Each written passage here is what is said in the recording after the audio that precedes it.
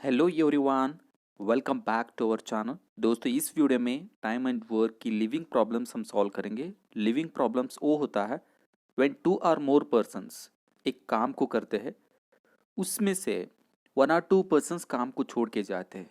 जो रिमेनिंग काम होता है वो कितना दिन में कंप्लीट होता है, जो रिमेनिंग पर्सन्स होते हैं वो कितना दिन में कंप्लीट करते हैं। तो इस तरह की क्वेश्चंस एग्जाम्स में पूछे जाते हैं।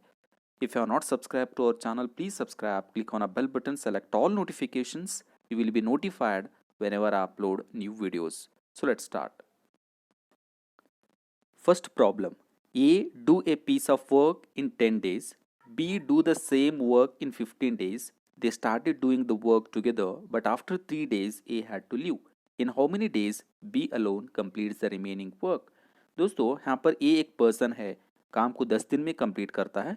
B उसी काम को 15 डेज में कंप्लीट कर रहा है। दोनों साथ में काम स्टार्ट किए, 3 डेज के बाद A छोड़ के गए। जो रिमेनिंग काम है वो सिर्फ B कितना दिन में कंप्लीट करता है। दोस्तों, ए का एक दिन काम होता है 1/10, उसी तरह बी का एक दिन काम है 1/15। अगर हम दोनों ऐड करते we get 1 day work of both A and B. अगर ये सिंप्लीफाई करने से हमें 1/6 मिलता है। Take LCM of 10 and 15, so we get, simplify this one, we get 1/6। तो this is the 1 day work of A and B together. दोनों साथ में 3 डेज काम किए, तो कितना काम कंप्लीट हुआ? This is 1/2.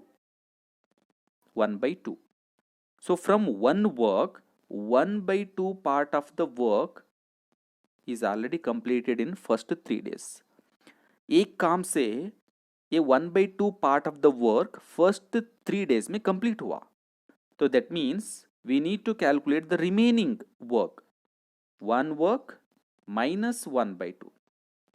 That means एक काम है, उसमें से ये इतना काम हम सबट्रैक्ट कर रहे हैं, उससे हमें रिमेनिंग वर्क मिलता है। So this is equal to 1/2। This is the remaining work. ये रिमेनिंग वर्क कौन कंप्लीट कर रहा है? बी कंप्लीट कर रहा है। सो एक काम 15 डेज लेता है, 1/2 part of the work will be completed by be in 7.5 days, right. 7.5 days में बी रिमेनिंग वर्क कंप्लीट करता है। So this is the right answer. Next question. A, B, and C can do a piece of work in 24 days, 30 days, 40 days, respectively. They began the work together, but C left 4 days before the completion of the work. In how many days was the work completed? दोस्तों, 3 लोग हैं। A एक काम को 24 days में complete कर रहा है, B उसी काम को 30 डेज में कंप्लीट करता है, C उसी काम को 40 डेज में कंप्लीट करता है। सब लोग काम साथ में स्टार्ट किए, 4 दिन पहले सी छोड़ के गए। तो टोटल जो वर्क है कितना दिन में कंप्लीट हो रहा है, ये हमें कैलकुलेट करना है। दोस्तों, पूरा काम को 2 सेक्शन में हम डिवाइड करेंगे। फर्स्ट सेक्शन में तीनों लोग काम किए, we don't know how many number of days they have worked. जो लास्ट 4 डेज है सिर्फ वहां पर ए और बी काम किए, बिकॉज सी छोड़ के गए। The time taken by these 3 persons in the first part plus time taken in the last 4 days, वो दोनों ऐड करने से हमें टोटल टाइम हमें मिलता है। सो देखो, फर्स्ट हम क्या करेंगे, 1/24 is the 1 day work of A, 1/30 is the 1 day work of B, 1/40 is the 1 day work of C. If we simplify this one by taking LCM, we get 1/10. 1/10 क्या है? 1 day work of A, B and C together. So that means all these 3 persons can complete that work in 10 days by working together. तीनों मिल के वो काम को 10 दिन में complete करते हैं। उनका एक दिन का काम है 1/10। तो तीनों मिल के अगर काम करते हैं तो 10 दिन में वो काम को फिनिश करते हैं। सो this is the first. Next, जो लास्ट 4 डेज है सिर्फ ए और बी काम किए, सो उनका 4 डेज का काम हम कैलकुलेट करेंगे। So this is 1/24 is the 1 day work of A and 1/30 is the 1 day work of B.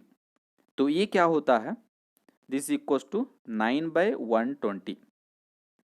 This is a 1 day work of A and B only. इसको अगर हम 4 से मल्टीप्लाई करते हैं, 4 days दे हैव वर्कड, इससे क्या होता है, 3 3 जा 9,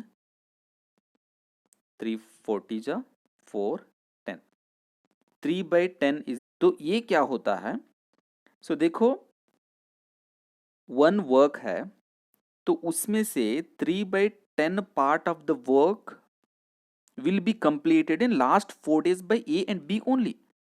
तो इससे क्या होता है, जो रिमेनिंग काम है 7/10, फर्स्ट पार्ट में 7/10 पार्ट ऑफ द वर्क है, तो इसमें से ये पार्ट जो है तीनों मिल के काम कर रहे हैं, तो तीनों ने एक काम को 10 दिन में कंप्लीट कर रहे हैं, तो 10 से हम मल्टीप्लाई करेंगे, तो ये क्या होता है 7 डेज में फर्स्ट पार्ट तीनों मिल के काम कर रहे, जो लास्ट 4 डेज है उसमें सिर्फ ए और बी काम कर रहे, सब मिल के 11 डेज में काम को कंप्लीट करते हैं, so 11 days, so 11 is the right answer.